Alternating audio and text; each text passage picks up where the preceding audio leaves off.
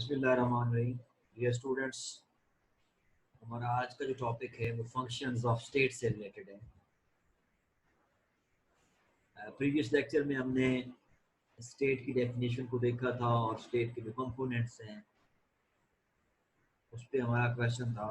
तो आज का हमारा क्वेश्चन है the primary and secondary functions of state.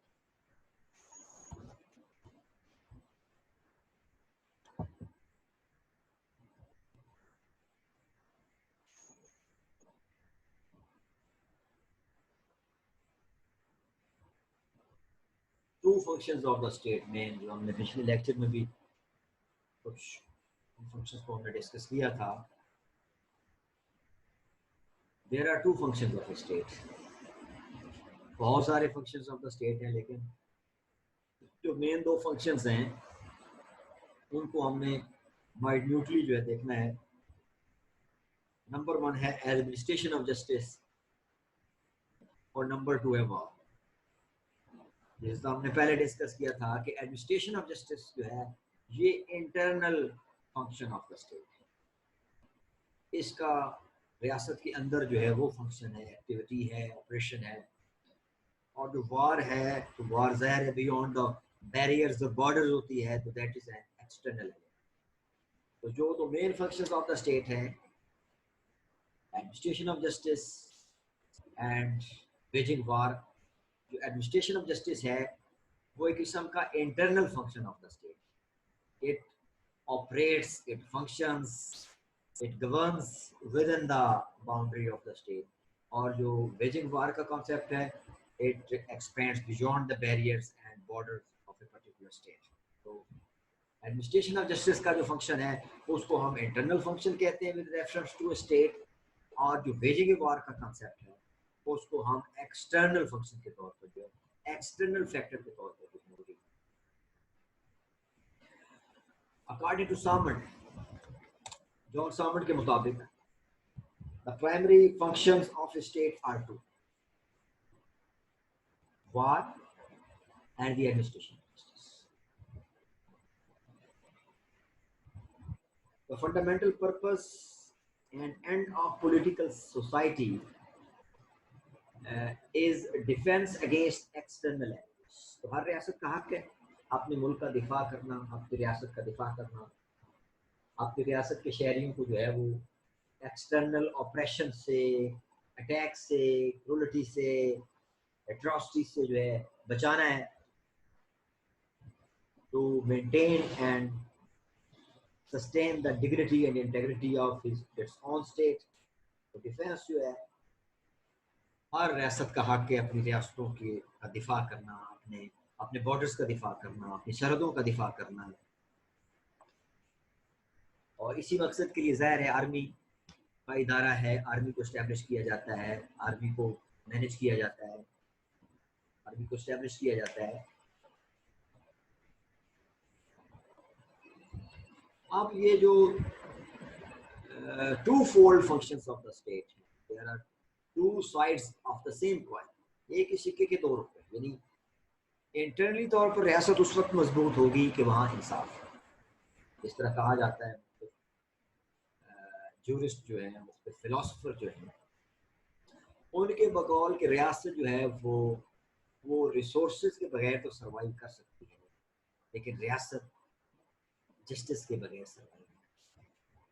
तो इसी तरह ऑन दी अदर हैंड रियासत जो है वो सोर्सेस के बगैर सर्वाइव कर सकती है, लेकिन डिफेंस के बगैर जो है वो सर्वाइव नहीं कर सकते। तो दोनों एलिमेंट्स जो हैं they are very significant, they are very important, they play a vital role for the maintenance and establishment of a particular state। अब एडमिनिस्ट्रेशन ऑफ जस्टिस का ऑब्जेक्टिव जो है वो रियासत के अंदर जो लॉ एंड ऑर्डर की सिचुएशन है उसको मेंटेन करना। रियासत के अंदर जो कम्युनिटी है, जो सोसाइटी है विद इन स्टेट, उसके अंदर जो अमन और अमान की सूरत हाल है उसको कायम रखना, लोगों के जो पर्सन एंड प्रॉपर्टी और फंडामेंटल राइट्स हैं उनको प्रिजर्व करना, जबकि सरहदों के उस पार एक्सटर्नल एनिमीज जो हैं उनके बैड इंटेंशन से, उनके बुरे अज़ाइम से जो है अपनी रियासत को जो है वो महफूज रखना। तो वो उस वक्त आप महफूज रखेंगे जब आपके पास रिसोर्सेज होंगे, जब आपके पास आर्म्स होंगे, जब आपके पास एक डिफेंस का सिस्टम होगा, जब आपके पास फोर्सेज होगी, आर्मी होगी, फिर ही आपकी जो सरहदों की जो हिफाजत है वो बेहतर अंदाज से। तो दोबारा हम उसी बात को रिपीट कर रहे हैं कि जो एडमिनिस्ट्रेशन ऑफ जस्टिस का कॉन्सेप्ट है वो इंटरनल कॉन्सेप्ट है with in the state. State के अंदर जो दाखिली अमन व अमान है उसको जो कायम रखने के लिए जो है वो एडमिनिस्ट्रेशन ऑफ जस्टिस की जरूरत है, एडमिनिस्ट्रेशन ऑफ जस्टिस का फंक्शन। और जो बैरियर्स ऑफ बॉर्डर की जरूरत है in the form of the defence के, जो उस मुल्क के जो बॉर्डर्स हैं, जो बैरियर्स हैं, जो external lines of the state हैं, उनको जो है वो एक्सटर्नल अटैक से, एक्सटर्नल पावर से जो है वो महफूज रखना है। ये दो मेन जो एलिमेंट्स जो हैं ये ऑपरेट करते हैं with reference to the functions of the state.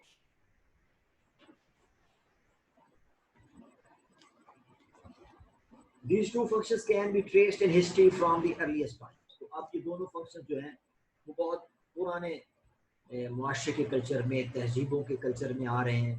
तो ये नया आइडिया नहीं है, कोई नया सोशल एंड कॉन्स्टिट्यूशनल जो है ऑर्डर नहीं है। It is a primitive notion and idea operation of these two functions. तो सदियों पुराना है ये दो जो एलिमेंट्स हमने डिस्कस किए हैं। Thus the Bible says that the Israelites demanded a king that he may judge us and go out before us and fight our battles। तो बाइबल के अंदर जो है इसराइलीट्स का जो अकीदा है, उन्होंने एक ऐसा बादशाह जो है उसका मुतालबा किया कि हमारा एक ऐसा बादशाह और सरबराह हो, he may judge us, जो हमारे एक्टिविटीज को ऑब्जर्व कर सके, गो आउट बिफोर अस, और बाहर हमारे सामने आए, हमारे साथ निकले, हमारी हम रकाबी करे, एंड फाइट आवर बैटल्स, और हमारी जो है वो जंगें लड़े, हमारी लड़ाइयाँ लड़े। तो ये एक बाइबल के अंदर भी ये कॉन्सेप्ट दिया गया है लॉ एंड ऑर्डर का और डिफेंस का।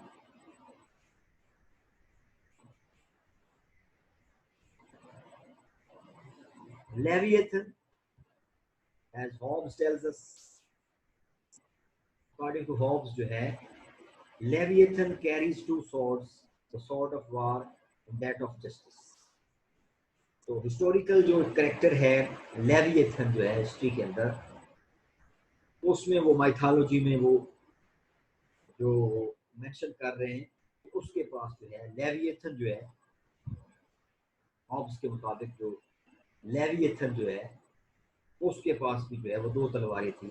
He carries two swords, number one the sword of war and that of justice। तो हिस्टोरिकल पर्सपेक्टिव में, हिस्टोरिकल बैकग्राउंड में भी जो हमने लेविएथन का हवाला दिया है, उसमें भी उसके पास भी दो तलवारें थी, एक जो है वो जंग करने के लिए थी और दूसरा इंसाफ करने के लिए। तो जो justice means administration of justice with in the state, and sword of the war means external war with the enemy, with external forces। This is the minimum governmental action। Every society which performs these two functions is a political society or state, and none is such which does not perform। अब ये दो जो basic और fundamental functions हैं, एक administration of justice with in the state और एक defence on the borders of the state, ये दोनों फंक्शंस जो पॉलिटिकल सोसाइटी परफॉर्म करती है उसको हम मॉडर्न लैंग्वेज में कह सकते हैं। और जो इन दोनों फंक्शन से मुस्तस्ना है, इन दोनों फंक्शंस को परफॉर्म नहीं करती, उसको पोजेस नहीं कर सकती, उसको ऑपरेट नहीं करती, तो उसको हम रियासत की डेफिनेशन में पार नहीं करते। These two primary functions are simply the two different ways in which a political society uses its power in the defense of itself and its members against external and internal। तो ये दो धारे हैं, ये दो ब्रांचेस हैं, ये दो शाखा सिस्टम है जिसके तहत उस पॉलिटिकल सोसाइटी के मेंबर्स, उस पॉलिटिकल सोसाइटी के इंडिविजुअल्स, उस पॉलिटिकल सोसाइटी के जो सिटीजंस हैं वो फोर्स इस्तेमाल करते हैं, whether it is in the form of eternal justice and whether it is in the form of external justice. They are the two methods in which a state fulfills its appointed purpose of establishing right and justice by physics. तो जो establishment of right and justice है, that is established by the force, और वो force जब internal होगी तो वो कहलाएगी administration of justice within the state, और वो force जब किसी external enemy के साथ होगी तो वो defense कहलाएगी, defense of the state. अब ये जो दो फंक्शन है इनके दरमियान what is the point of similarity between the two? We have discussed the two functions of the state. आप इनके दरमियान जो है वो कदर मुश्तरक क्या है, इनमें सिमिलरिटी क्या है, the point of similarity क्या है, common element क्या है? It is not difficult to show that war and the administration of justice, however diverse in appearance, are merely two different species of a single genus. एक ही main धारे के दो शाखें, एक ही दरिया से दो नहरें निकल रही हैं. एक फोर्स जो है वो हम इंटरनली यूज कर रहे हैं for the maintenance of peace and order and tranquillity within the state, और दूसरी फोर्स को हम इस्तेमाल कर रहे हैं एक्सटर्नल बॉर्डर्स पे against the external enemies to preserve the territory of our state.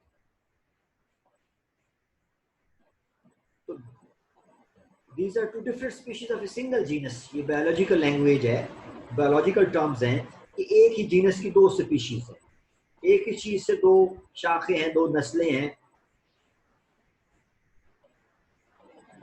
The essential purpose of each is the same. दोनों का जो मकसद है, objective of the both is exercising the force and to maintain something.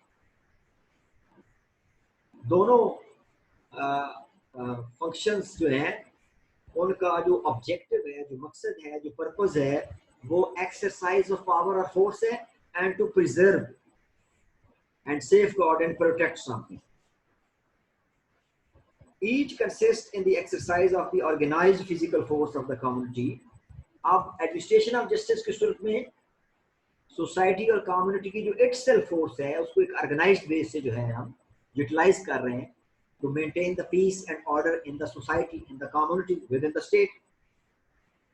And in each case, this force is made use of to the same end. और अगर external base पे देखें तो आर्मी की सूरत में, फोर्स की सूरत में जो है वो भी हमारी एक ऑर्गेनाइज्ड बॉडी है जो हमारे सरहदों की हिफाजत कर रही है, हमारी मुल्क की सालमियत की हिफाजत कर रही है, उसका तहफ़्फ़ुज़ कर रही है. The maintenance of the just rights of the community and its members. तो राइट्स और ड्यूटीज का को डिटरमिन करना, उन पे अमल दरामद करवाना, ये चीजें जो है वो एडमिनिस्ट्रेशन ऑफ जस्टिस. अब जो है पॉइंट ऑफ सिमिलरिटी, अब इसमें से क्या हमने कंक्लूड किया है? Exercise of force in both functions, one in internal and other on the external, on the external plane. तो एक अंदरूनी सतह पे एक्सरसाइज हो रही है फोर्स और एक बैरूनी सतह पे है दोनों फोर्स. और दोनों फोर्स जो हैं उनमें पॉइंट ऑफ सिमिलरिटी की है कि दोनों फोर्स है जो इंटरनल भी है और एक्सटर्नल भी है. इंटरनल एडमिनिस्ट्रेशन ऑफ जस्टिस और एक्सटर्नल डिफेंस, दोनों जो है एक्सरसाइज ऑफ फोर्स है. ये पॉइंट ऑफ सिमिलरिटी है. और दोनों जो एक्सरसाइज ऑफ फोर्स है उनका भी ऑब्जेक्टिव सेम है, to maintain something, to protect something, to safeguard the order and tranquility of the society, to safeguard the defense and integrity of the state, to safeguard the state from foreign aggression or attack. अब इसमें दोनों functions के दरमियान जो point of difference क्या है? दोनों functions में जो अभी हमने पॉइंट ऑफ सिमिलरिटी डिस्कस किया है, दोनों फंक्शंस के दरमियान पॉइंट ऑफ डिफरेंस भी है. वो क्या है? Administration of justice is the judicial, while war is the extrajudicial use of the force of the state in the maintenance.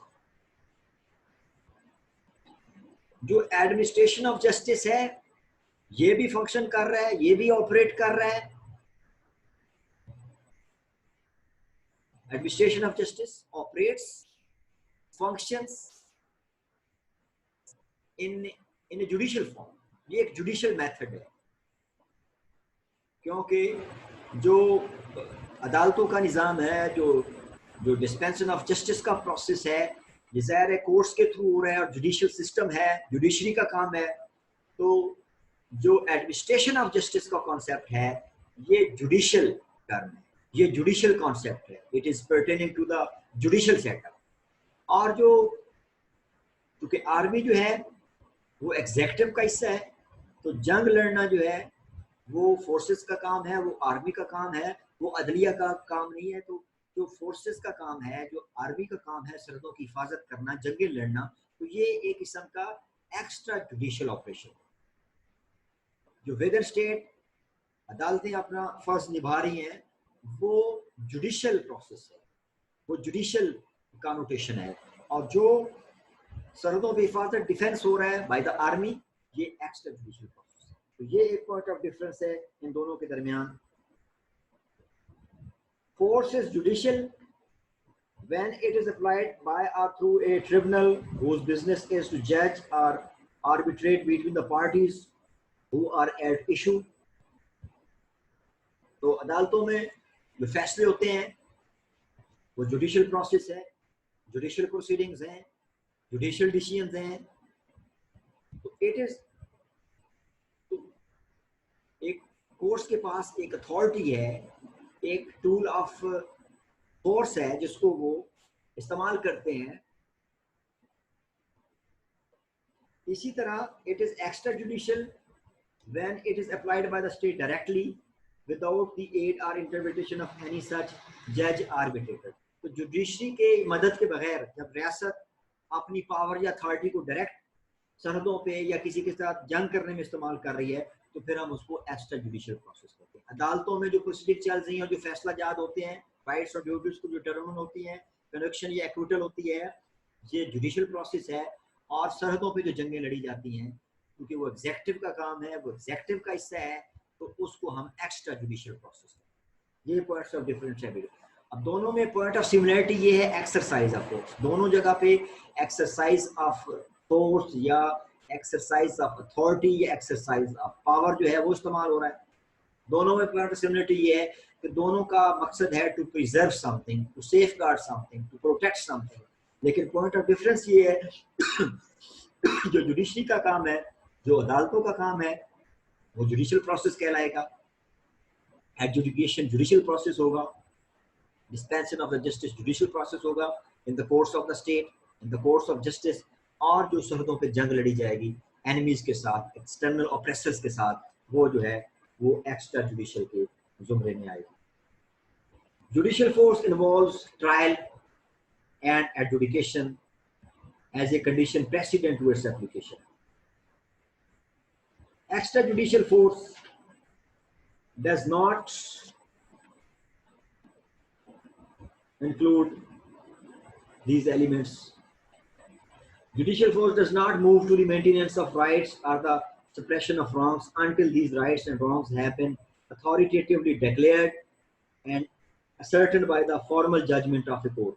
But extra judicial force strikes directly at the offender. It recognizes no trial or adjudication as a condition of its exercise.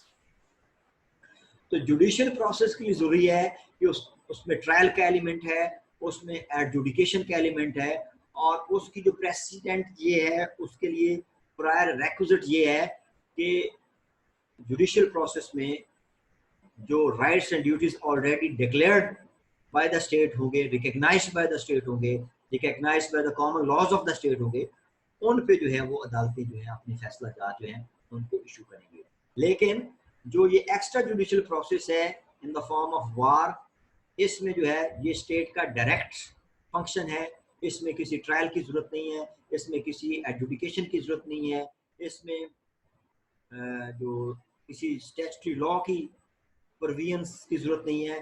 It is the direct action of the state against some enemy or external power.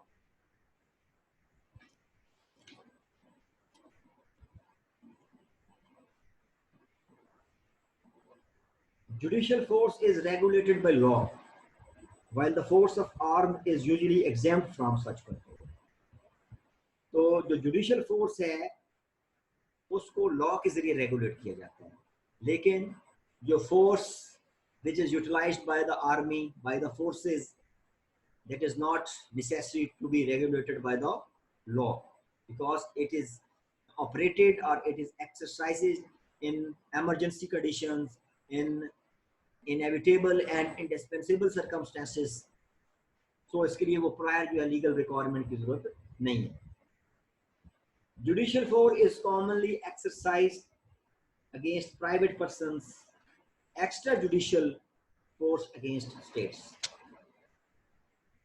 जो judicial power है वो with in state जो है वो अपने individuals, अपने citizens के खिलाफ जो है